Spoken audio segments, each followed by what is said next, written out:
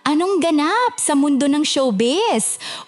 Umani ng reaksyon ng social media ang Facebook post ng aktor na si Boom Labrusca, ama ng aktor na si Tony Labrusca, matapos nang punahin ang mga lalaking sumayaw ng walang pang-itaas sa isang pista. Bagamat wala siyang direktang tinukoy, naniniwala ang maraming netizens na ang tinutukoy ni Boom ay ang mga hunk models na nakisaya sa Lakbayaw Festival sa Tondo, Maynila noong Sabado, January 17. Ang naturang festival ay bahagi ng selebrasyon ang kapistahan ng Santo Niño kung saan naging viral ang videos ng mga lalaking nagsasayaw ng nakahubad. Sa kanyang Facebook post, hayagang nagpahayag ng pagkadismaya si Boom.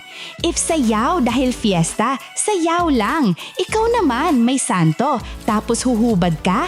Hays, wrong venue, kid! Marami ang sumang-ayon sa aktor at nagsabing tila nawawala raw ang diwa ng piyesta dahil mas napupunta ang atensyon sa mga sumasayaw kesa sa mismong debosyon sa Santo Niño. May ilan ding nagsabing bastos at hindi raw angkop ang ganitong klase ng sayawan sa isang relihiyosong pagdiriwang.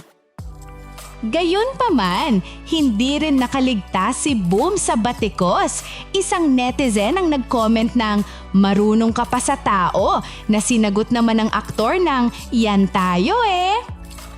Taon-taon tuwing ikatlong linggo ng Enero ipinagdiriwang ang kapistahan ng Santo Niño sa Tondo at bahagi nito ang Lakbayaw Festival, isang makulay na prosesyon at sayawan na matagal ng tradisyon sa lugar.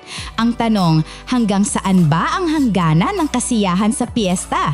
Dapat bang manaig ang modernong aliwan o mas mahalagang igalang ang relihiyosong diwa ng selebrasyon?